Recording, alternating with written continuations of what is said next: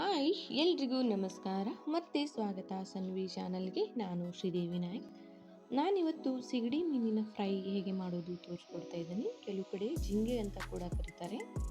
Clean ಮಾಡೋದು ಸಹಿತ ತೋರಿಸ್ತಾ ಇದ್ದೀನಿ. ನಾನಿಲ್ಲಿ ವೈಟ್ ಸಿಗಡಿಯನ್ನು ತಗೊಂಡಿದ್ದೀನಿ. ಇದರಲ್ಲಿ ಬ್ಲ್ಯಾಕ್ ಸಿಗಡಿ ಕೂಡ ಇರುತ್ತೆ ನೋಡಿ, ಈ ರೀತಿ ಇರುತ್ತೆ. ಗೊತ್ತಿದ್ರೆ ತೊಂದರೆ ಇಲ್ಲ, ಗೊತ್ತಿಲ್ಲದವ್ರಿಗೆ ತೋರಿಸ್ಕೊಡ್ತಾ ಇದ್ದೀನಿ.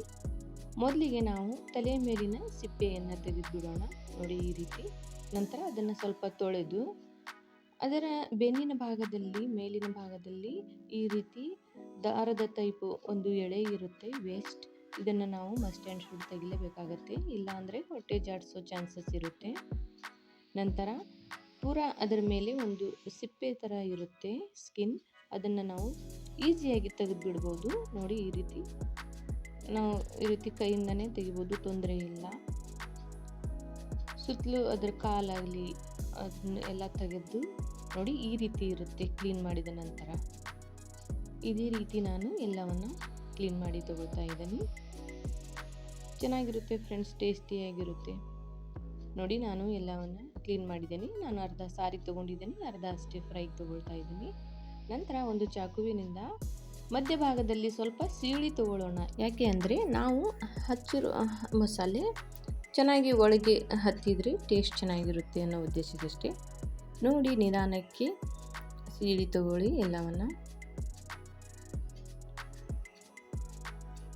ನೋಡಿ, ನಾನೆಲ್ಲ ರೆಡಿ ಮಾಡಿ ತೊಳೆದು ಸ್ವಲ್ಪ ಉಪ್ಪು ಹಚ್ಚಿ ಸೈಡಿಗೆ ಇಟ್ಕೊಳ್ತಾ ಇದ್ದೀನಿ.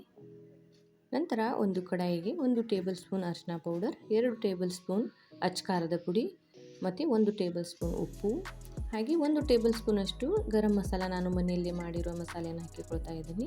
1 table spoon ginger garlic paste ಮತ್ತು ಒಂದು ಅರ್ಧ ಹೋಳು ಲಿಂಬೆಹಣ್ಣನ್ನು ಹಾಕಿ ಚೆನ್ನಾಗಿ ಮಿಕ್ಸ್ ಮಾಡಿ ತಗೊಳ್ತಾ ಇದ್ದೀನಿ.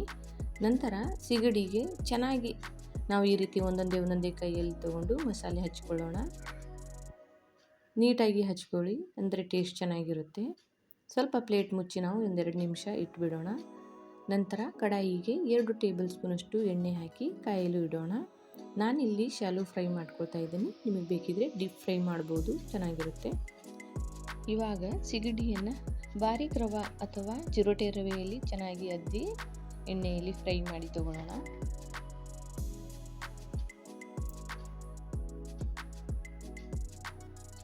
ಕ್ರಿಸ್ಪಿಯಾಗಿ ಫ್ರೈ ಮಾಡಿ ತಗೊಳ್ಳೋಣ, ಟೇಸ್ಟಾಗಿರುತ್ತೆ. ಎಣ್ಣೆ ನಿಮಗೆ ಕಡಿಮೆ ಅನಿಸಿದರೆ ಮೇಲಿಂದ ಮತ್ತೆ ಸ್ವಲ್ಪ ಎಣ್ಣೆ ಹಾಕಿ ಪ್ಲೇಟ್ ಮುಚ್ಚಿ ಬೇಯಿಸ್ಕೊಳ್ಳೋಣ.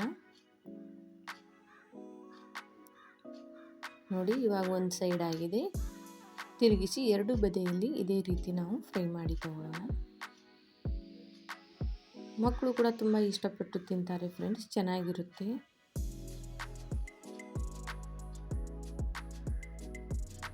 ನೋಡಿ, ಇವಾಗ ಇದು ರೆಡಿಯಾಗಿದೆ. ಇವುಗಳನ್ನ ನಾವು ತೆಗೆದು ಮತ್ತೆ ಉಳಿದ ಸಿಗಡಿಯನ್ನು ಇದೇ ರೀತಿ ಫ್ರೈ ಮಾಡಿ ತಗೊಳ್ಳೋಣ.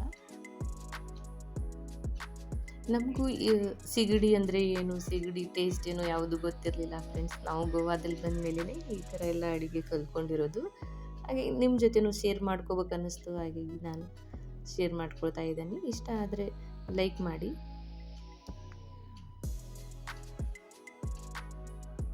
ನಮಗೂ ಕೂಡ ಇವೆಲ್ಲ ನ್ಯೂ ಎಕ್ಸ್ಪೀರಿಯನ್ಸ್.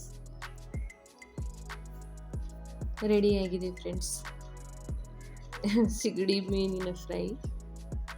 ಸರ್ವ್ ಮಾಡ್ಕೊಳ್ಳೋಣ. ಚಿಕನ್ ಫ್ರೈ ಅಥವಾ ಚಿಕನ್ ಕಬಾಬ್ ಮಾಡ್ತೇವಲ್ವ, ಅದೇ ರೀತಿ ಟೇಸ್ಟ್ ಇರುತ್ತೆ. ಈ ರೀತಿ ಮಾಡಿ ಕೊಟ್ಬಿಟ್ರೆ ಮಕ್ಕಳಿಗಂತೂ ಊಟ ಬೇಡ, ಅದ್ರ ಜೊತೆ ಅನ್ನ ಬೇಡ ಏನೋ ಡೈರೆಕ್ಟ್ ತಿಂದುಬಿಡ್ತಾರೆ ನೋಡಿ, ಅಷ್ಟು ಚೆನ್ನಾಗಿ ಟೇಸ್ಟ್ ಇರುತ್ತೆ. ಟ್ರೈ ಮಾಡಿ.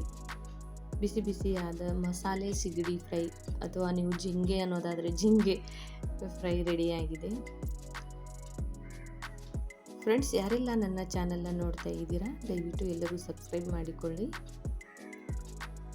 ಹಾಗೆ ಪಕ್ಕದಲ್ಲಿರುವ ಬೆಲ್ ಐಕನ್ನ ಪ್ರೆಸ್ ಮಾಡಿ.